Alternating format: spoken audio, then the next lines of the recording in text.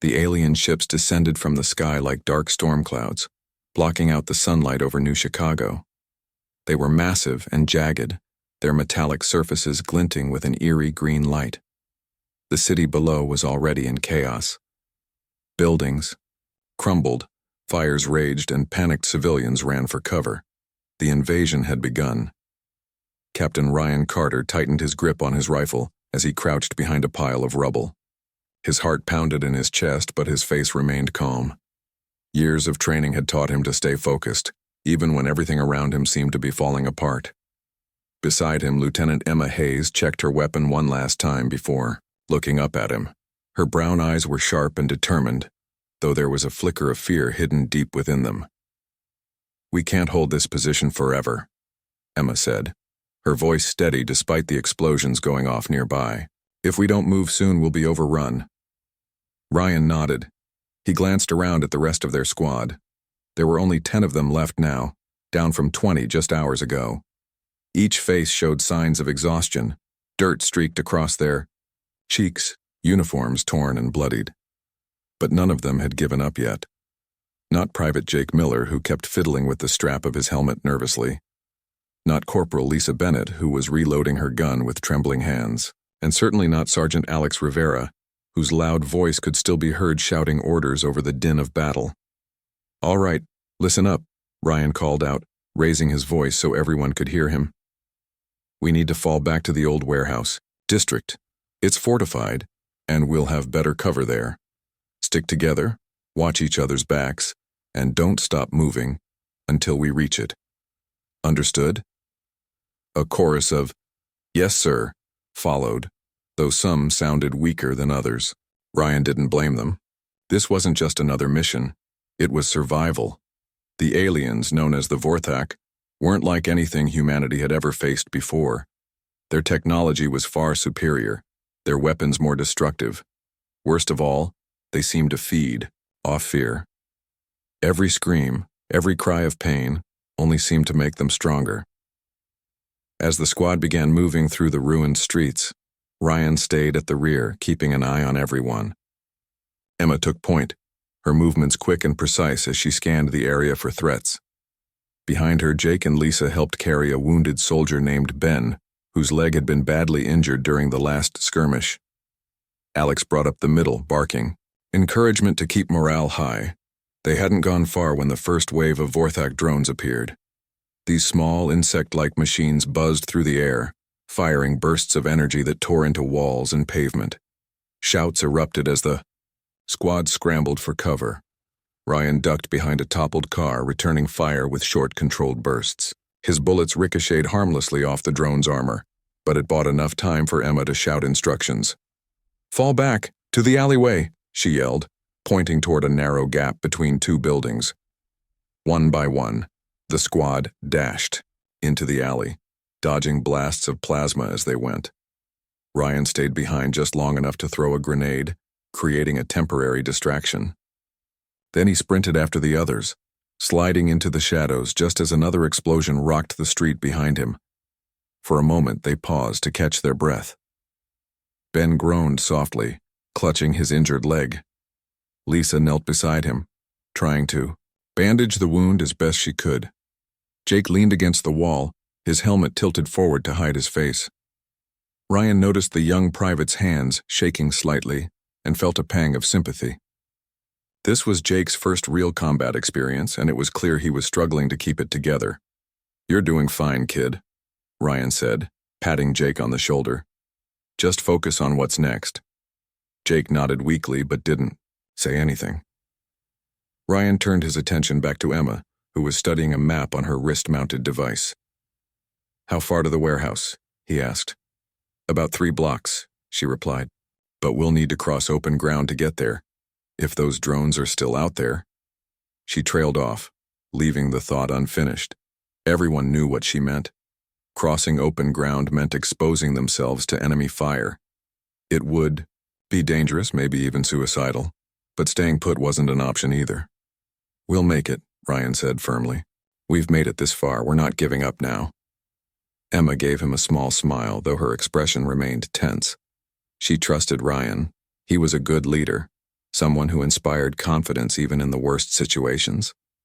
Still, she couldn't shake the feeling that they were running out of time. As they prepared to move again, something unexpected happened. From somewhere nearby, a soft humming sound filled the air. At first, no one paid much attention to it. They were too busy focusing on the task ahead. But then the humming grew louder, turning into a recognizable tune. It was Jake, singing quietly under his breath.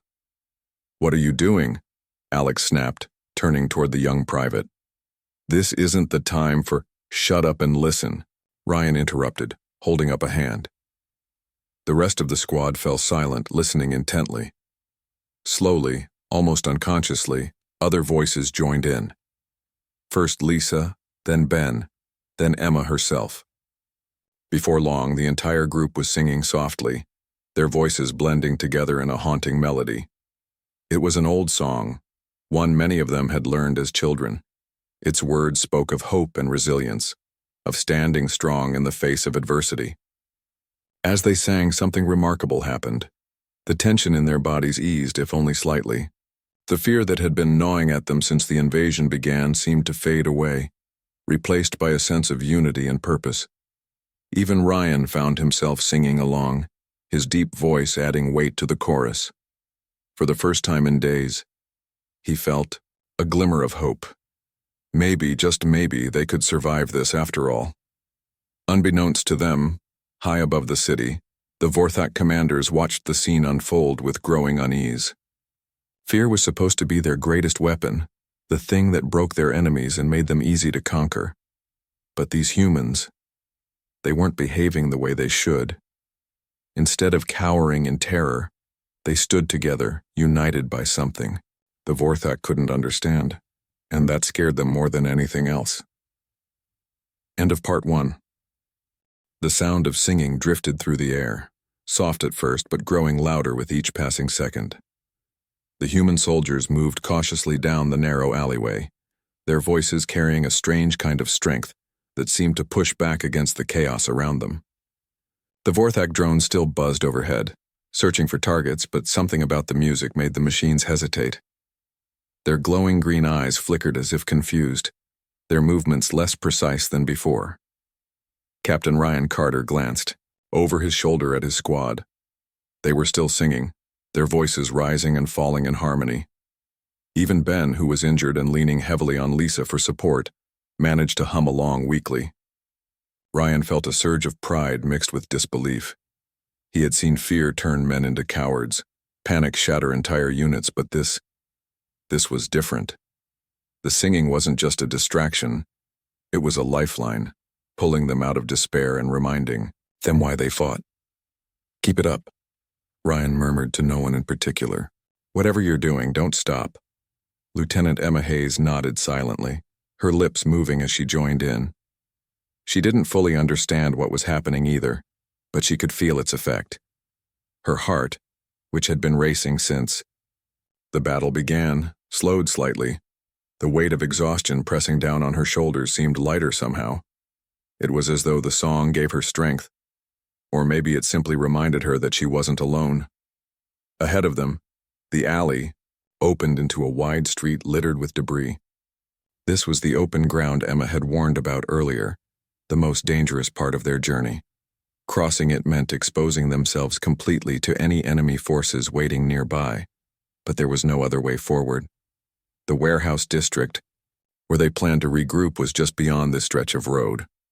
Ryan raised a hand, signaling the group to stop. "Hold here," he whispered. "We need to check for hostiles before we move." Emma stepped forward, scanning the area carefully.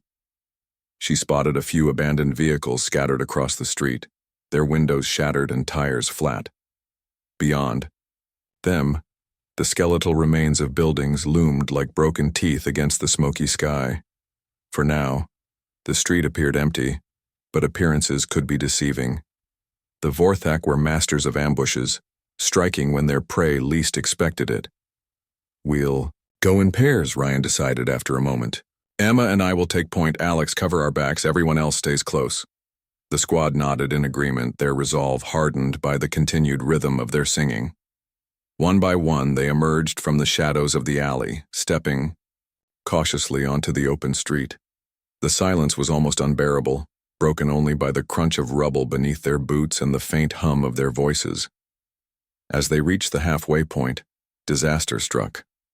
A swarm of Vorthak drones descended from above, their metallic bodies gleaming menacingly in the dim light. Energy beams lanced out, forcing the humans to scatter for cover. Ryan dove behind the rusted frame of an overturned truck, while Emma ducked into the doorway of a ruined shop. Shouts of alarm filled the air as the squad scrambled to avoid being hit. But even as chaos erupted around them, the singing never stopped. If anything, it grew louder, more defiant. Jake's voice rang, out clearly despite the danger, his earlier nervousness replaced by sheer determination. Lisa added her own harmonies, her tone steady even as she clutched her rifle tightly. Together, their voices created a wall of sound that seemed to push back against the terror threatening to overwhelm them. High above the battlefield, aboard the Vorthak command ship, General Krith watched the scene unfold with mounting frustration. His claws dug into the armrests of his throne-like seat as he leaned closer to the holographic display showing the humans below. "Why do they continue to sing?" he demanded, his deep voice rumbling like thunder. "It is not logical." Fear should have consumed them by now. Beside him, Xylar, the chief strategist, hesitated before responding. Perhaps their singing serves a purpose we do not yet comprehend," he suggested cautiously. "It appears to strengthen their resolve, making them harder to break." Krith growled, his sharp teeth flashing in anger. "Strength means nothing without victory. Destroy them quickly before this behavior spreads further." Xylar bowed his head in acknowledgement, though doubt lingered in his mind. He had studied countless species during his time as a strategist, but none had ever reacted quite like these humans. Their ability to unite under pressure, to draw courage from something as simple as a song, was both fascinating and unsettling. It challenged everything the Vorthak believed about conquest and fear. Back on the ground, Ryan realized the drones weren't attacking with their usual precision. Instead, they hovered uncertainly, their movements jerky and erratic. Some fired blindly, missing their targets entirely, while others circled aimlessly as if unsure of what to do next. The singing, Ryan thought. It has to be the singing. "Don't stop!" he shouted to his squad, raising his voice above the din of battle. "Keep singing." His words spurred them on. The volume increased, the melody swelling until it seemed to fill the entire street. Even Ben, who had been struggling to stay conscious, found the strength to add his voice to the chorus. The effect was immediate. The drones faltered, their glowing eyes dimming slightly, as if confused by the sudden surge of emotion radiating from the humans. Seizing the opportunity, Ryan signaled for the squad to advance. "Move, now," he barked, sprinting toward the nearest piece of cover. Emma followed close behind, firing short bursts at the disoriented drones. One exploded in a shower of sparks, sending shards of metal raining down onto the pavement. Another crashed into a nearby building, its systems apparently overloaded. Behind them, Alex and Lisa helped Ben limp forward, their pace slow but steady. Jake brought up the rear, his rifle trained on the remaining drones as he sang loudly enough to drown out the sound of his own pounding heartbeat.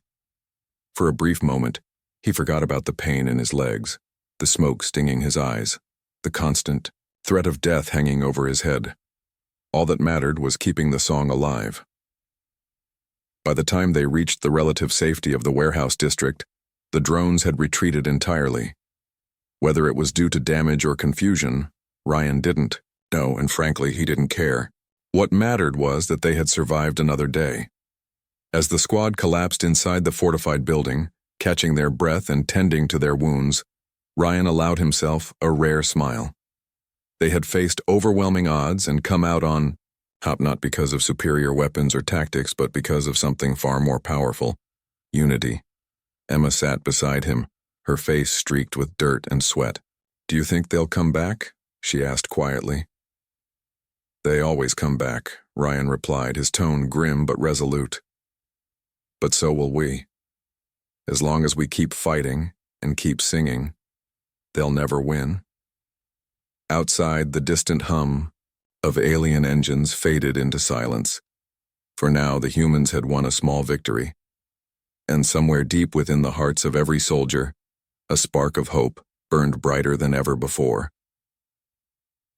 End of Part 2. Inside the warehouse, the air was thick with dust and the smell of sweat. The squad had barricaded themselves behind piles of crates and broken machinery, creating a makeshift fortress. For now, it was quiet. Too quiet. Ryan Carter paced back and forth, his boots crunching softly on the debris-strewn floor. His mind raced as he tried to piece together what had just happened outside. Why had the Vorthak drones hesitated? What was it about the singing that seemed to confuse them? Lieutenant Emma Hayes sat nearby, tending to Ben's leg wound.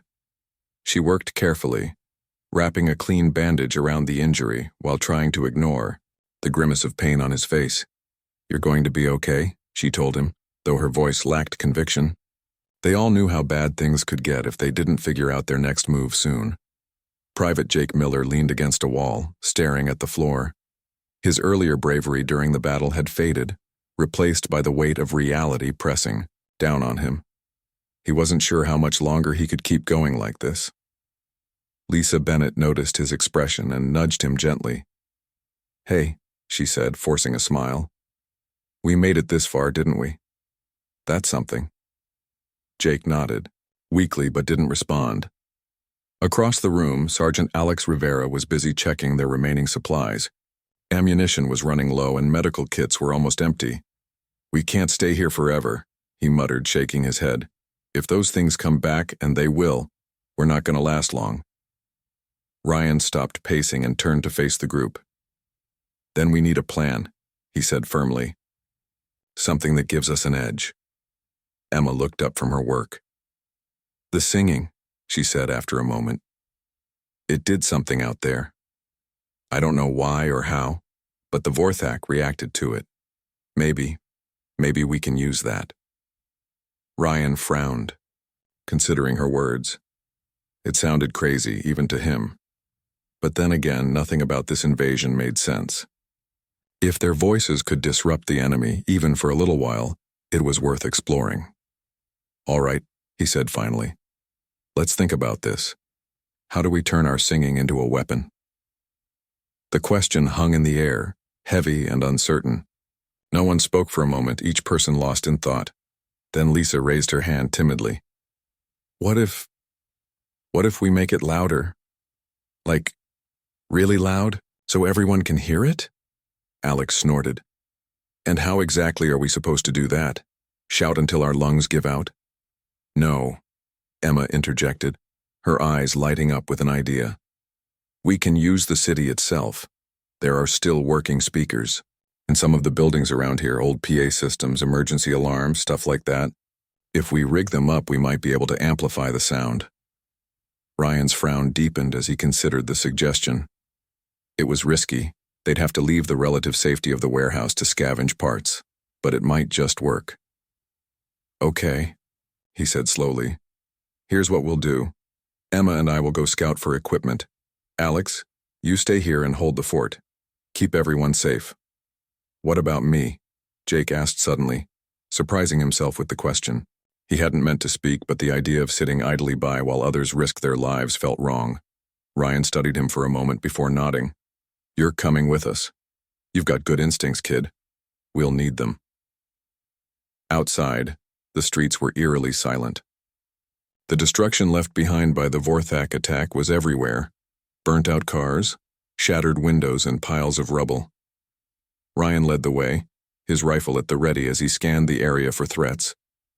Behind him, Emma carried a backpack filled with tools, while Jake followed nervously, clutching his weapon tightly. Their first stop was an old office building a block away. Its windows were blown out, and the front doors hung crookedly on their hinges, but the structure itself seemed mostly intact.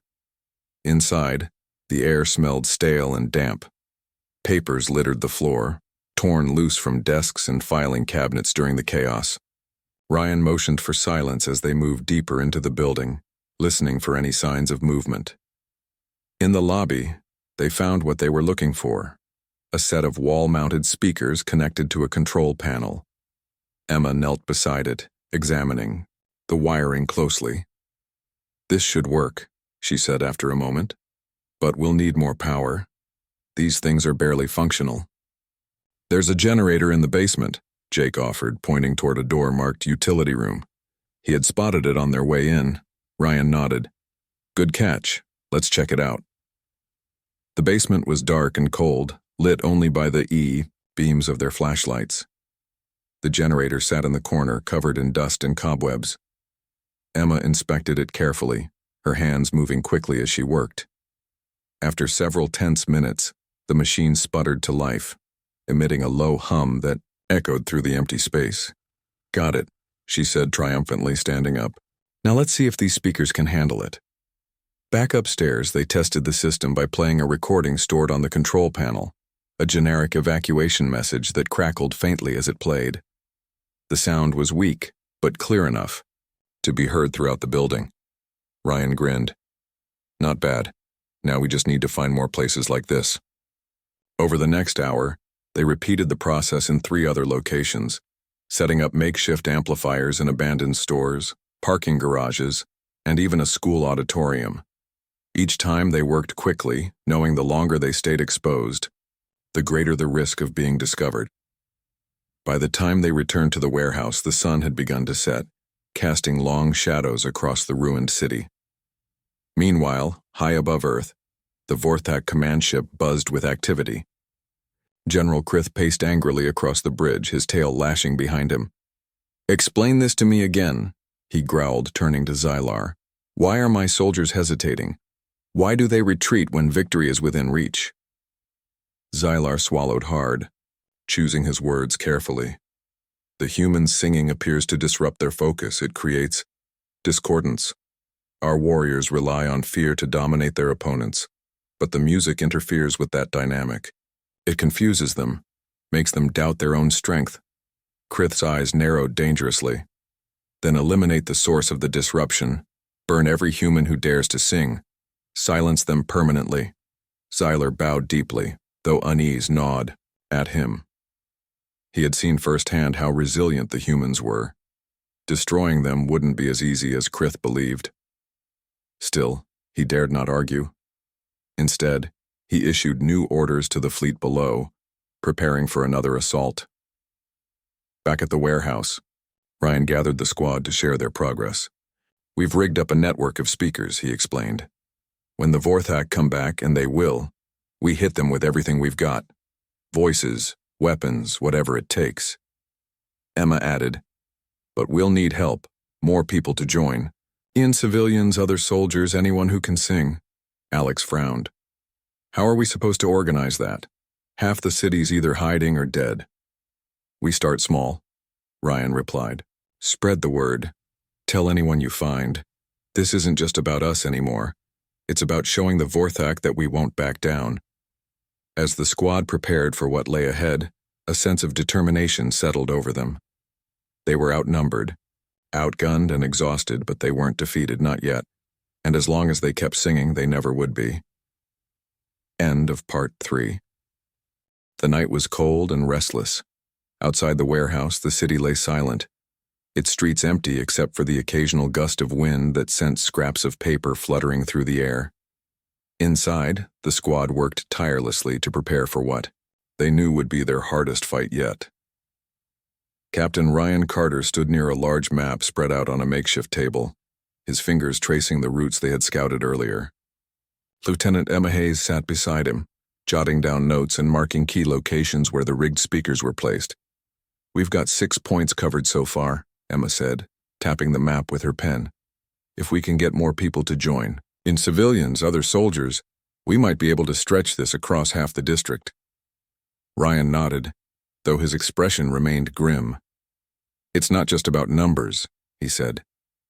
"We need coordination. Everyone has to sing at the same time, or it won't work. And if even one group falters..."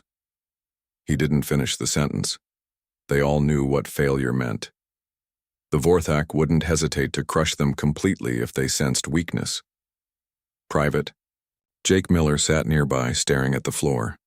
His earlier burst of courage during the scouting mission had faded, replaced by doubt. He glanced around at the others, watching as Lisa tended to Ben's wound again and Alex checked their dwindling supply of ammunition. What could he possibly contribute? He wasn't strong like Alex, smart like Emma, or fearless like Ryan. All he had was his voice, and somehow that felt inadequate. As if sensing his unease, Emma walked over and crouched beside him. "You did good today, Jake," she said softly. "Scouting those buildings wasn't easy, but you kept your head. That's something to be proud of." Jake shrugged, avoiding her gaze. "I don't know if I can keep doing this," he admitted. "Every time I think I'm ready, I freeze up. What if I mess everything up tomorrow?" Emma smiled faintly. "You're not alone, Jake. None of us are perfect. But here's the thing. We don't have to be. We just have to do our part. If you can sing, if you can help hold the line, you're doing enough." Her words gave him a small measure of comfort, but the fear still lingered. Across the room, Ryan called everyone together. It was time to finalize the plan. By dawn, the squad split into teams. Ryan, Emma, and Jake went to rally survivors, hiding in the surrounding area. Alex stayed behind to guard the warehouse and organize any volunteers who showed up. Lisa and Ben focused on spreading the word via radio transmissions, reaching out to bunkers and underground shelters where civilians huddled in fear. Ryan's team moved quickly, sticking to side streets and alleys to avoid drawing attention. They found groups of people holed up in basements, abandoned subway tunnels, and even inside burned-out vehicles. At first, many were too scared to listen. They had seen too much death already. But Ryan's calm demeanor and Emma's reassurances slowly began to win them over. "It's simple," Ryan told a group of frightened civilians huddled in a basement. "When the aliens come, we fight back not just with guns but with our voices. Sing loud, sing strong, and show them we're not afraid." A young woman holding a crying child looked up at him skeptically. "How is singing supposed to stop them?" she asked. "They're monsters. They don't care about songs." "It's not about stopping them outright," Emma explained gently. "It's about confusing them, making them hesitate. That gives us a chance to fight back. Trust me, it works." Reluctantly, the woman nodded, and soon the entire group joined in as Ryan led them in a practice song. Their voices wavered at first, unsure and shaky, but gradually grew steadier. By the time they finished, there was a spark of defiance in their eyes, a glimmer of hope amidst the despair. As the morning wore on, more and more people joined the effort. Civilians emerged from their hiding places carrying whatever weapons they could find: baseball bats, kitchen knives, broken pieces of furniture. Some were injured, others visibly terrified, but none refused to take part. Together, they formed a loose network, spreading out across the district to man the speaker systems and reinforce defensive positions. Meanwhile, high above the planet, the Vorthak command ship buzzed with tension. General Krith paced furiously, his claws clicking against the metal floor. "Enough delays," he roared, turning to Xylar. "Prepare the fleet for an all-out assault. Eradicate every last human, starting with that accursed city." Xylar bowed deeply, though his mind raced with unease. He had warned Krith about underestimating the humans, but the general's rage left no room for caution. Orders were issued, and the massive alien ships descended once more, blotting out the sky over New Chicago. Back on the ground, the humans braced themselves for the coming storm. Ryan and his team returned to the warehouse just as the first rumble of alien engines echoed in the distance. Volunteers poured in from all directions, swelling their numbers to nearly 100. Among them were old men and women, teenagers and even children, all united by a single purpose. "Listen up," Ryan shouted, climbing atop a pile of crates so everyone could see him. "This is it. When they come, we hit them hard. Use the speakers, use your voices, and don't stop until they retreat. Remember, we're not fighting for ourselves, we're fighting for everyone who's counting on us." A cheer rose from the crowd, echoing off the walls of the warehouse. As the sound of approaching alien drones grew louder, Ryan turned to Emma. "Ready?" he asked. She nodded, gripping her rifle tightly. Let's do this. The Vorthak descended like a swarm of locusts, their ships unleashing devastating barrages that shattered buildings and ignited fires. But the humans were ready. As the first wave of drones swept in, the speakers crackled to life, broadcasting the sound of hundreds of voices singing in unison. Hymns, patriotic songs, folk tunes. It didn't matter what they sang, only that they sang together. The effect was immediate. The Vorthak faltered, their movements becoming sluggish and disorganized. Some drones crashed into buildings while others simply hovered in place, their glowing eyes dimming as if overwhelmed. The humans pressed their advantage, firing relentlessly and shouting encouragement to each other. Jake stood beside Ryan, his voice ringing out clearly despite the chaos around him. For the first time since the invasion began, he felt truly alive. The fear was still there, lurking in the corners of his mind, but it no longer controlled him. Instead, it fueled his determination to protect the people beside him.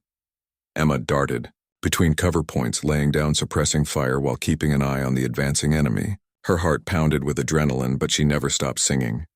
Around her, the improvised defenses held firm, bolstered by the sheer willpower of those manning them. Even Ben, weak and pale from his injury, managed to drag himself to a window and toss makeshift grenades at the invaders. "For my family," he muttered under his breath, his hands trembling but steady. Above them, the Vorthak commanders watched in mounting frustration. "What is happening?" Krith demanded, slamming his fist against the control panel. "Why are they not breaking?" Zyler hesitated before answering. "Their unity. It's stronger than we anticipated. The music binds them together, feeding their resolve. Our warriors cannot withstand it," Krith snarled, his tail lashing violently. "Then destroy the source. Target the speakers." But it was too late. The tide had turned. The humans' voices rose higher, drowning out the sounds of destruction. One by one, the Vorthak forces began to retreat, fleeing back to their ships as the weight of the humans' defiance pressed down on them. When the last drone disappeared into the sky, the survivors erupted into cheers. Exhausted but victorious, they embraced one another, their voices still echoing through the ruins of the city. For the first time in days, there was hope. Ryan looked around at the battered faces of his comrades, pride swelling in his chest. They had faced impossible odds and come out on top, not because of superior weapons or tactics, but because they had refused to give up. "We did it," Emma said quietly, standing beside him. "We actually did it." Ryan nodded, his gaze fixed on the horizon. "Yeah," he replied.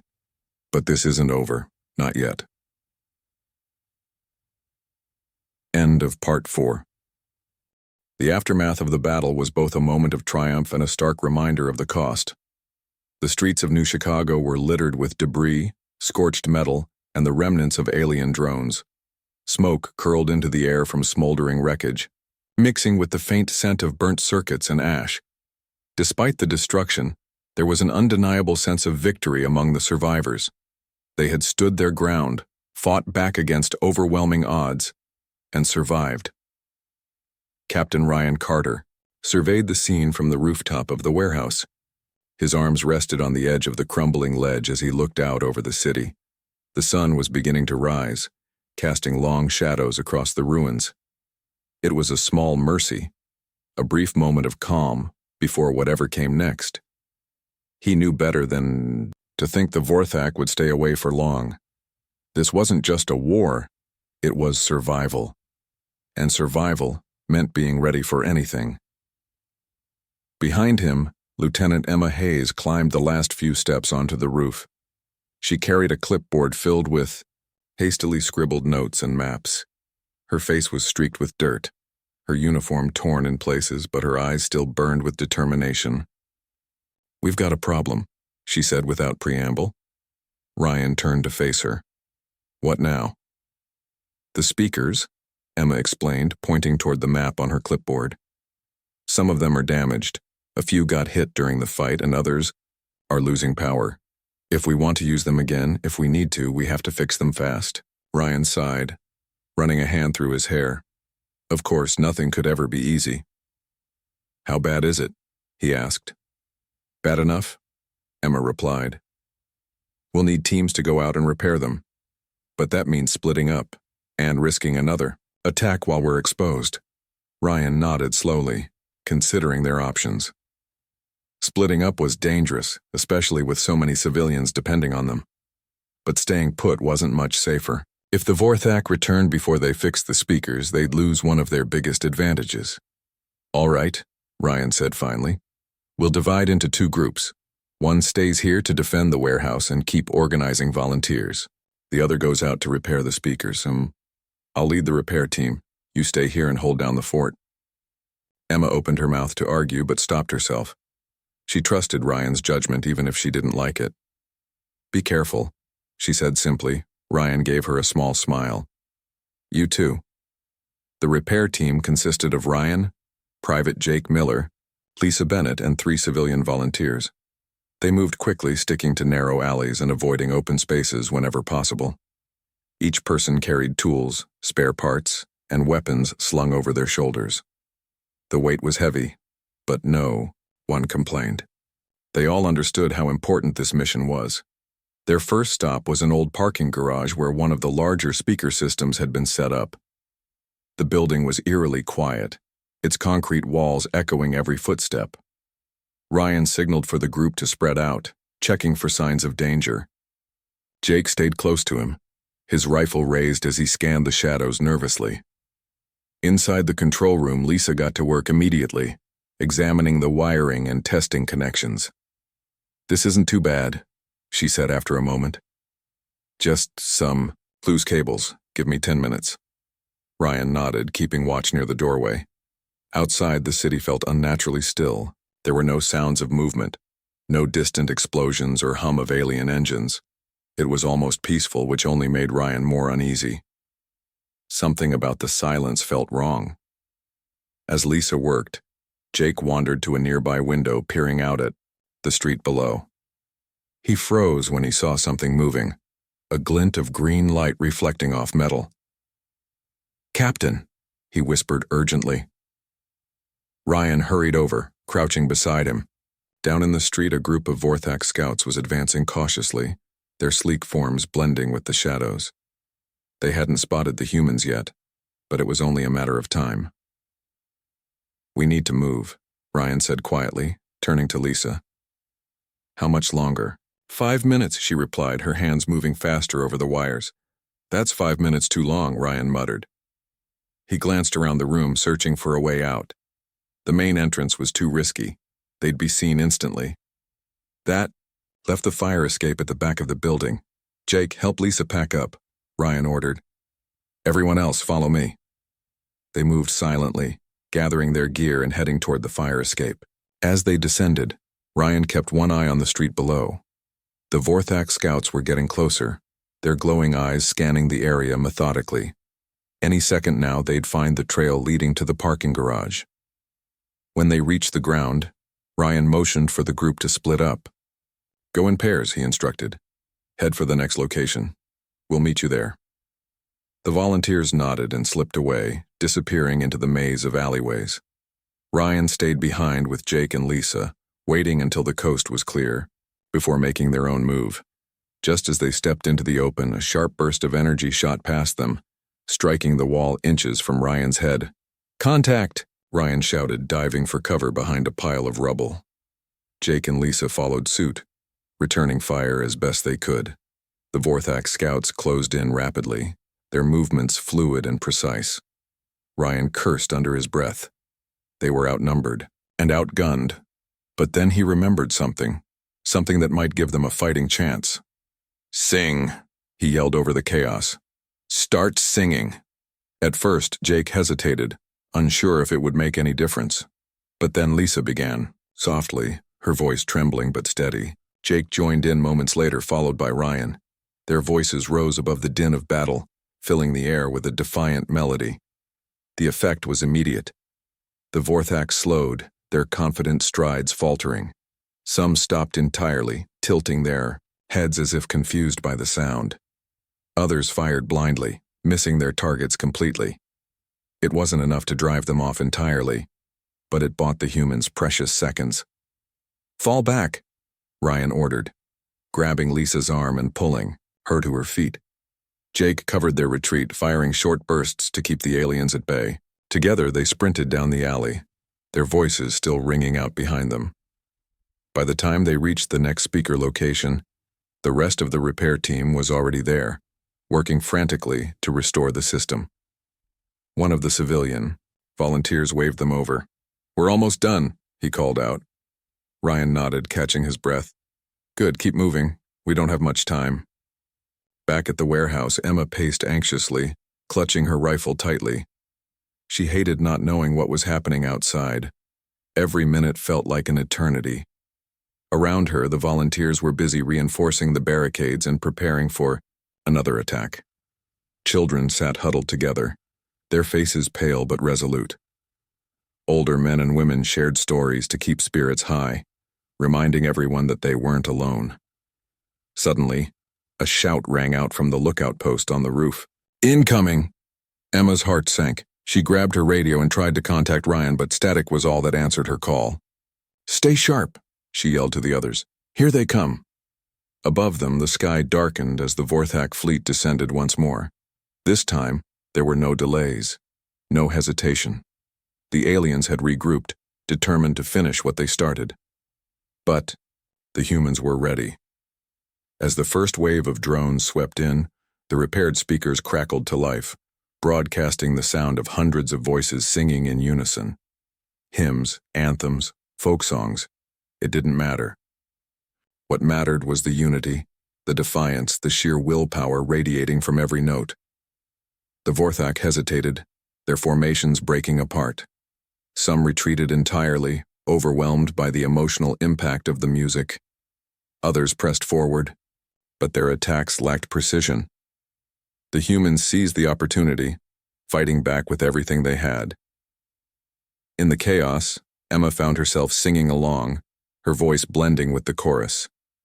For the first time since the invasion began, she allowed herself to believe they might actually win. End of part 5. The battle raged on, the sound of human voices echoing through the ruins of New Chicago like a storm that refused to die down. The Vorthak fleet loomed overhead, its ships casting long, ominous shadows across the city. Plasma fire rained down, from above, lighting up the sky in bursts of green and blue.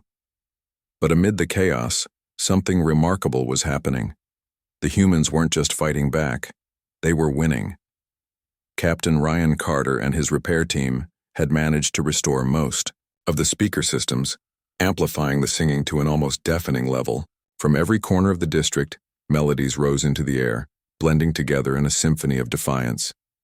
Civilians huddled in bunkers joined in via radio broadcasts, their voices adding depth and power to the chorus. Even those too injured to fight sang softly where they lay, their contributions no less meaningful. On the ground, Emma Hayes led the defense of the warehouse with fierce determination. She moved between barricades, shouting encouragement to the volunteers and coordinating their efforts. Her rifle cracked steadily as she fired at any Vorthak drone that dared approach.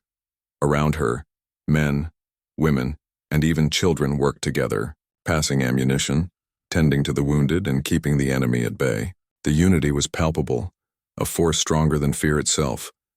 High above the battlefield, aboard the Vorthak command ship, General Krith paced furiously, his claws gouging deep grooves into the metal floor. "Why are they still resisting?" He roared, turning to Xylar. "Why does their resolve not break?" Xylar hesitated, his antennae twitching nervously. He had warned Krith about underestimating the humans, but now the situation was spiraling out of control. "Their music, it disrupts our warriors' focus," he explained carefully.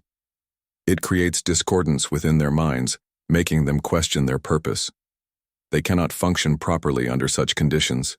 Krith snarled, his tail lashing violently behind him.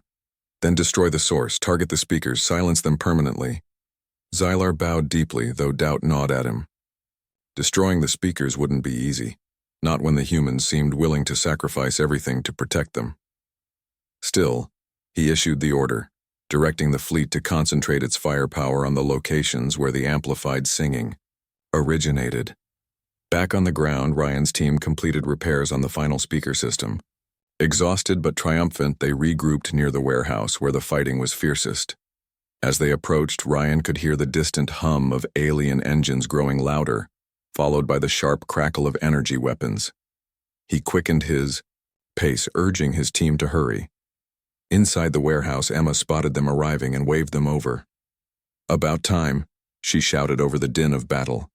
"We're holding, but barely. The Vorthak are targeting the speakers now." Ryan nodded grimly. "Then we hold them off. No matter what." The aliens launched a new wave of attacks, focusing specifically on the buildings housing the speaker systems. Explosions rocked the district, sending plumes of smoke and debris billowing into the air. One by one, the speakers began to fall silent, their wires severed or their power sources destroyed. The once thunderous chorus dwindled, leaving only scattered pockets of singing behind. Despite the setbacks, the humans refused to give up. When a speaker went down, they simply sang louder, their unamplified voices carrying farther than anyone thought possible. Jake Miller stood atop a pile of rubble, his voice ringing out clearly despite the chaos around him. Beside him, Lisa Bennett clutched a child's hand, leading a group of survivors in a simple, heartfelt tune. Together they created a wall of sound that pushed back against the terror threatening to overwhelm them. Ryan watched in awe as the scene unfolded before him. These people, ordinary men, women, and children, had become something extraordinary. They weren't soldiers, they were survivors, united by a shared purpose, and that purpose burned brighter than ever. Nearby, Ben limped forward, clutching a makeshift grenade in one hand. His face was pale, his breathing labored, but his eyes gleamed with determination. "I'm not sitting this one out," he muttered, ignoring Emma's protests. With a grunt of effort, he hurled the grenade at an advancing group of Vorthak drones, taking several of them out in a single blast. "Ben, get back here!" Emma yelled, dragging him behind cover as another explosion shook the ground. "I'm fine," he insisted weakly, though his body slumped against the wall. "Just keep singing." Emma swallowed hard, tears welling in her eyes. She wanted to argue, to tell him to rest, but there wasn't time. Instead, she raised her voice, joining the chorus once more. Around her, others did the same, their songs growing louder and more defiant with each passing second. Above them, the Vorthak commanders watched in mounting frustration. "They should have broken by now," Krith bellowed, slamming his fist against the control panel. "Why do they continue to resist?" Xylar hesitated, his antennae drooping slightly. Perhaps we underestimated them," he admitted cautiously. "Their unity is unlike anything we've encountered. It feeds their strength, makes them harder to defeat." Krith growled, his sharp teeth flashing in anger. "Then we must destroy them completely. No survivors." But even as he gave the order, cracks began to appear in the Vorthak ranks. Lower-ranking soldiers started retreating without permission, overwhelmed by the emotional weight of the music. Higher-ups attempted to rally their troops, but even they couldn't ignore the growing sense of unease. For the first time in their history, the Vorthak were losing, not because of superior technology or tactics, but because of something far more powerful, the indomitable spirit of humanity. As the Vorthak forces faltered, the humans pressed their advantage. Civilians armed with nothing more than kitchen knives and baseball bats charged forward, shouting encouragement to one another. Soldiers fired relentlessly, their aim steadied by the rhythm of the songs. Together they formed an unstoppable wave, driving the invaders back step by step. Ryan stood shoulder to shoulder with Emma, their rifles blazing as they held the line. "We're doing it," Emma said breathlessly, a grin spreading across her face. "We're actually doing it." Ryan nodded, his heart swelling with pride. "Yeah," he replied, "and we're not stopping until they're gone." Finally, with a deafening roar, the remaining Vorthak ships ascended into the atmosphere, abandoning their conquest of Earth. The streets fell silent except for the sound of human voices, still singing triumphantly. Tears streamed down faces as survivors embraced one another, their relief mingling with exhaustion. For the first time in days, there was hope. The humans had faced impossible odds and come out on top, not because of superior weapons or technology, but because they had refused to give up. Their songs had become a weapon more powerful than any gun, a testament to the strength found in unity and courage. As the sun broke through the clouds, casting golden light over the battered city, Ryan looked out over the survivors. They were bruised, bloodied, and weary, but they were alive. And for now, that was enough. "We did it," Emma said quietly, standing beside him. "We actually did it." Ryan nodded, his gaze fixed on the horizon. "Yeah," he replied. "But this isn't over, not yet." End of part 6. The Vorthak ships disappeared into the sky, their retreat marking a victory no one had dared to hope for. The humans stood amidst the ruins of New Chicago, their voices still ringing out in celebration. It was a moment of triumph, but also one of reflection. The cost of the battle was etched into every face. Scorched skin, torn uniforms, and haunted eyes told the story of what they had endured. Captain Ryan Carter leaned against a crumbling wall, his rifle resting at his side. His body ached from exhaustion, but his mind raced with thoughts of what came next. He knew the aliens wouldn't stay away forever. This wasn't just a war. It was survival, and survival meant being ready for anything. Lieutenant Emma Hayes sat nearby, treating Ben's leg wound once again. The injury had worsened during the final push, but Ben refused to complain. "I'll live," he muttered through gritted teeth, though his pale face said otherwise. Emma worked quickly, her hands steady despite the fatigue weighing her down. She glanced up at Ryan, who was staring off into the distance. "What are you thinking?" she asked softly. Ryan hesitated before answering.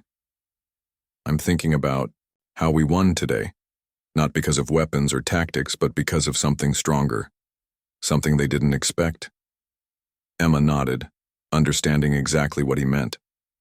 "Our unity," she said. "The way we stood together, sang together. That's what scared them." "Yeah," Ryan replied, "but we can't rely on that alone next time. If they come back, and they will, we need to be smarter, stronger." Emma sighed, looking around at the battered survivors. Many were injured, some barely able to stand. Supplies were running dangerously low, and morale, though high after the victory, would eventually wane without proper care. They couldn't afford to rest, not even for a moment. "We need to spread the word," Emma said finally. "Other cities, other resistance groups, they need to know what happened here. They need to know how we fought back." Ryan agreed. "We'll send runners to nearby areas. Anyone strong enough to travel can carry the message. We'll tell them about the speakers, the songs, everything. If we can unite more people, maybe we can push the Vorthak back for good." While Ryan and Emma planned their next steps, Private Jake Miller wandered through the wreckage, his thoughts heavy with guilt and gratitude. He had started this journey as a scared kid, unsure if he could handle the horrors of war. But somewhere, along the way, he had found courage he didn't know he had. Singing had changed him. It had given him strength when he thought he had none left. He spotted Lisa Bennett sitting on a pile of rubble, cradling a young boy in her arms. The child's face was streaked with dirt, but his eyes sparkled with wonder as Lisa hummed a soft tune. Jake approached slowly, clearing his throat to get her attention. "Hey," he said awkwardly. "Mind if I join you?" Lisa smiled faintly, patting the space beside her. "Sure. Sit down." Jake lowered himself onto the rubble, his gaze fixed on the boy. "What's his name?" he asked. "Sam," Lisa replied. "His parents, they didn't make it, but he's tough like the rest of us." Jake nodded, feeling a lump rise in his throat. He wanted to say something comforting, but words failed him. Instead, he began to sing softly, a simple melody he remembered from childhood. Sam's eyes lit up, and soon Lisa joined in, her voice blending beautifully with his. For a brief moment, the weight of the world seemed to lift. Jake realized that even in the darkest times there was beauty to be found. In kindness, in music, in connection. These small moments were what kept people going, what gave them hope. Meanwhile, across the city, civilians worked tirelessly to rebuild what they could. Men and women salvaged materials from collapsed buildings, using them to reinforce barricades and create makeshift shelters. Children helped where they could, passing tools or carrying messages between groups. Everyone had a role to play, no matter how small. In one corner of the district, a group of elderly survivors gathered around a fire, sharing stories to keep spirits high. One man, a former teacher named Harold, spoke passionately about the power of music. "Songs have always been a part of who we are," he said, his voice warm and steady. "They remind us of who we were, who we are, and who we want to become. Today, they reminded us that we're not alone." His words resonated deeply with those listening. Even those who hadn't sung during the battle felt its impact, the way it had brought people together in a time of despair. It wasn't just a weapon, it was a lifeline, a beacon of hope in the darkness. High above Earth, aboard the retreating Vorthak fleet, General Krith paced furiously, his claws clicking against the metal floor. The defeat weighed heavily on him, a stain on his reputation he couldn't ignore. "How could this happen?" he demanded, turning to Xylar. "How could we lose to such primitive creatures?" Xylar bowed deeply, choosing his words carefully. "Their unity. It is unlike anything we've encountered. Their ability to inspire each other, to draw strength from shared purpose. It disrupts our methods.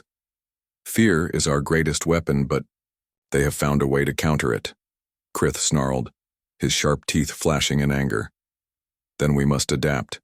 Study their behavior, analyze their weaknesses. When we return, we will crush them completely." Xylar hesitated, doubt lingering in his mind. He had seen firsthand how resilient the humans were. Adapting might not be enough. Still, he dared not argue. Instead, he issued orders to the crew, directing them to gather data on the battle and prepare for future engagements. Back on Earth, Ryan called everyone together for a final meeting before nightfall. The survivors gathered in what remained of the warehouse, their faces tired but hopeful. Ryan climbed atop a pile of crates so everyone could see him.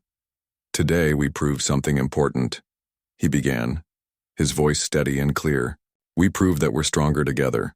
Stronger than fear, stronger than despair, but this isn't over, not yet. The Vorthak will come back, and when they do, we need to be ready." A murmur of agreement rippled through the crowd. Ryan continued, outlining their plans to spread the word and prepare for another attack. "We'll send messengers to other cities, share what we've learned.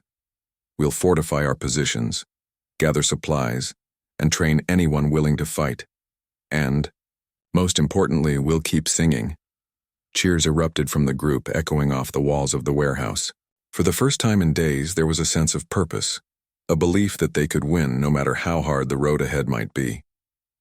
As the meeting ended, Emma approached Ryan, her expression thoughtful. "Do you really think we can do this?" she asked quietly. "Push them back for good, I mean." Ryan looked at her, his gaze unwavering. "I don't know," he admitted. "But I do know one thing. We won't give up. Not now, not ever." Emma smiled faintly, nodding in agreement. Together they turned to watch the sunset, its golden light casting long shadows across the ruined city. Despite everything they had lost, there was hope, a fragile, flickering flame that refused to die, and as long as that flame burned, humanity would endure. End of Part 7. The days that followed the battle were a blur of activity. The survivors worked tirelessly to rebuild what they could, their efforts fueled by a mix of exhaustion and hope. Captain Ryan Carter moved among them, offering guidance and encouragement wherever he was needed. His presence was a source of strength for many, a reminder that leadership wasn't just about giving orders. It was about standing alongside those who looked to him for support. Lieutenant Emma Hayes focused on organizing medical care for the injured. Supplies were scarce, but she made do with what they had, improvising treatments and teaching others how to tend to wounds. Her calm demeanor and steady hands brought comfort to those in pain. earning her the trust and respect of everyone around. Her private Jake Miller found himself taking on a new role as well. No longer the nervous kid who doubted his place in the fight. He became a messenger, a runner tasked with spreading the story of New Chicago's victory to other resistance groups. He traveled light, carrying only a backpack filled with notes and maps, but his heart carried something heavier. The responsibility of inspiring others to believe they too could stand against the Vorthak. Each stop along his journey brought new challenges. Some communities greeted him with open arms, eager to hear how the humans had driven back the invaders. Others were skeptical, their spirits crushed by repeated defeats. But Jake didn't give up. He shared not just the details of the battle, but the songs that had united them, the melodies that had turned fear into courage. Slowly he saw changes in their eyes. Hope began to take root where despair had once festered. Meanwhile, high above Earth, the Vorthak fleet regrouped, its commanders analyzing every detail of the failed assault. General Krith paced furiously across the bridge, his tail lashing behind him like a whip. "Explain this to me again," he growled, glaring at Xylar. "How did these primitive creatures defeat us?" Xylar hesitated, his antennae twitching, nervously. "Their unity. It disrupted our warriors' focus," he said carefully. "The music created discordance within their minds, making them question their purpose. Fear is our greatest weapon, but they have found a way to counter it," Krith snarled, slamming his fist against the control panel. "Then we must adapt, study their behavior, analyze their weaknesses. When we return, we will crush them completely." Xylar bowed deeply, though doubt gnawed at him. He had seen firsthand how resilient the humans were. Their ability to inspire each other, to draw strength from shared purpose, was unlike anything the Vorthak had encountered before. Adapting might not be enough, not when their enemy refused to break. Still, Xylar issued orders to the crew, directing them to gather data on the battle and prepare for future engagements. They would return stronger, faster, more ruthless. Or so they believed. Back on Earth, the message of New Chicago spread quickly, carried not just by Jake, but by countless others who had heard the story. Resistance cells in neighboring cities began to adopt similar tactics, using music and unity to bolster their defenses. Songs that had once been sung quietly in bunkers now echoed through streets and buildings, a defiant declaration that humanity would not go quietly into the night.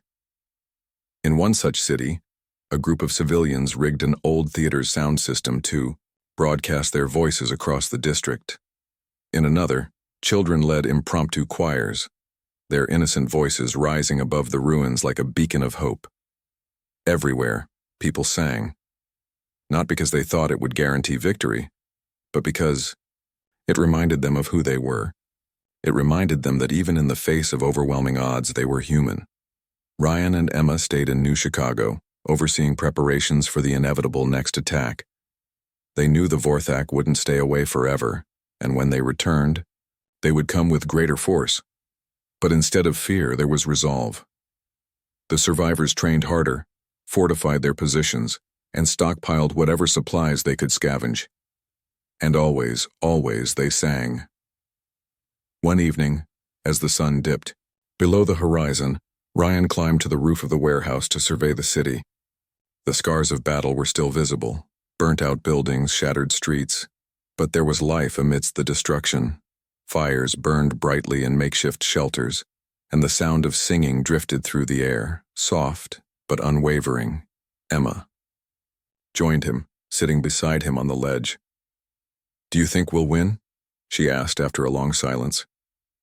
Ryan didn't answer right away. He gazed out over the city, watching as shadows lengthened and stars began to appear in the sky. Finally, he spoke. "I don't know if we'll win," he admitted. "But I do know this. We won't lose. Not while we keep fighting. Not while we keep believing in each other." Emma nodded, her expression thoughtful. She glanced down at the map in her lap, tracing the routes Jake had taken to spread their message. "It's amazing, isn't it? How far we've come since that first day." "Yeah," Ryan agreed. And we're not done yet. When the Vorthak finally returned, it was with a vengeance. Their ships descended en masse, blotting out the sky once more. Plasma fire rained down, and drones swarmed the streets in overwhelming numbers. But this time humanity was ready. From every corner of the city, songs rose into the air, amplified by speakers and carried by thousands of voices. The Vorthak faltered, their formations breaking apart as the music overwhelmed them. Humans fought back with everything they had: guns, knives, fists, sheer determination. Civilians stood shoulder to shoulder with soldiers, their unity unshakable. The battle was fierce, brutal, and chaotic. Lives were lost, sacrifices made, but the tide began to turn. Slowly, surely, the Vorthak forces crumbled under the weight of human defiance. Ships retreated into the sky, leaving behind smoldering wreckage and stunned survivors. As the last drone fell silent, the humans erupted into cheers. Tears streamed down faces as survivors embraced one another, their relief mingling with exhaustion. For the first time in what felt like forever, there was peace, a fragile, fleeting moment of calm. Ryan stood beside Emma, looking out over the battered city. "We did it," she said softly, her voice trembling with emotion. Ryan nodded, his gaze fixed on the horizon. "Yeah," he replied, "but this isn't over. Not yet." Above them, the stars shone brightly, a reminder that even in the darkest times, there was light. Humanity had faced impossible odds and emerged victorious, not because of superior weapons or technology, but because of something far more powerful: the indomitable spirit of unity and hope. And as long as that spirit burned, humanity would endure. End of Part 8.